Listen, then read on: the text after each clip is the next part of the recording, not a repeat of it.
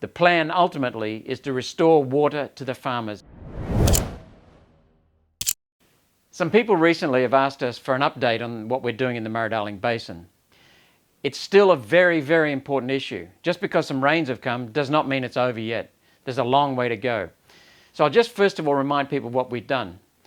Back in 2017, in February, I listened to people in the Balonne Shire Council in their chambers in St George, and they told us about the devastation due to the Murray-Darling Basin Authority and the plan in southern Queensland around the border and northern New South Wales. We listened to those people and we saw that they were right. Then we went, as a result of that, Pauline and I went down the whole Murray River, right down to the barrages and the river mouth, and we learned quite a bit from irrigators and farmers in northern Victoria, southern New South Wales and South Australia. Then I got knocked out of the Senate and we were about to continue doing a lot more. When I came back in, the first thing we did was start to understand the Murray-Darling Basin again. So we first of all did an overflight. We took off from Albury, went right down the Murray River, down around the lower lakes, the Coorong, and then up to Mildura, then up the entire Darling, and then flew to the north of the basin above Charleville, and then came back to Goondiwindi, and then over the Clarence River catchment area, and then down the centre of the basin, and actually back to Mungandai, and then down the centre, and then to Albury. We got a good overview of the whole lot. Wasn't much water anywhere because it was so dry. And then we went on the ground, and we went to southern Queensland, northern New South Wales, listening to people, irrigators, communities, businesses. We then went down flew down to Adelaide and went down to the lower lakes, the Coorong, then back up through the irrigated areas and non-irrigated areas of South Australia, then along the Murray, listening to people in southern New South Wales, northern Victoria. And then we went along the Murrumbidgee, and we went down the Murrumbidgee and partly onto the Murray again, then up the Darling and ended up at Broken Hill. We've got a little bit more travelling to do, a little bit more listening with people on the ground in central New South Wales. And we've also got a few issues that we want resolved. But most importantly, we want to listen now to some experts. And these are not technical experts as such, not because they're not experts because they've got initials after their name or they've got a title. These are experts like former people in the Murray-Darling Basin Commission, highly regarded, people who've done a lot of research, a lot of experience in the area. We want to listen to them, and then we pull it all together. But just now, I just want to bring you up to date with a few things. First of all, the need for trust. There's very little trust. Why? Because there's so little data. There's so little openness. There's so little listening from the Murray-Darling Basin Authority. And as a result, people are blaming each other between the regions.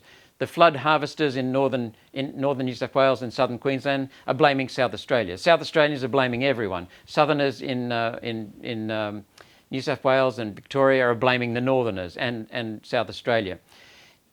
And we've been told that we will get a water registry. Well, the federal government has had 8 years to do that. It still hasn't got a water registry.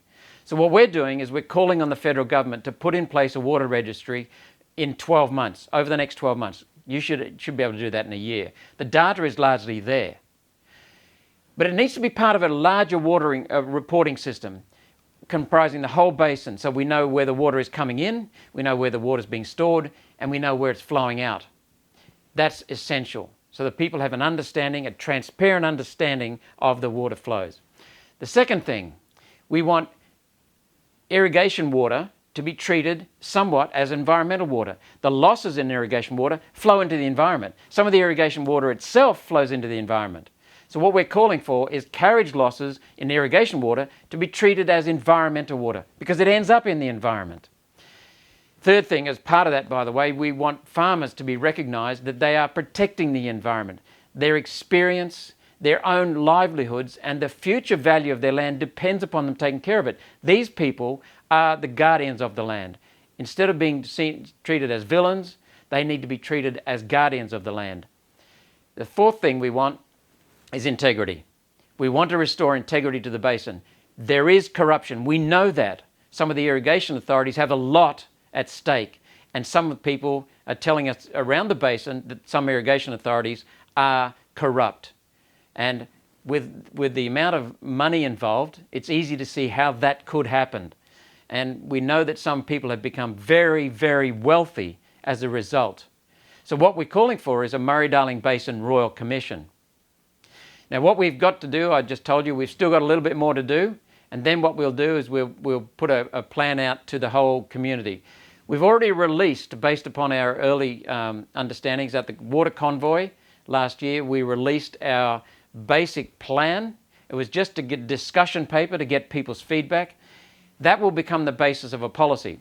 It is not our policy yet, but we've got a little bit more work to do, and then we'll restore water to the farmers through a policy that we'll be releasing to everyone.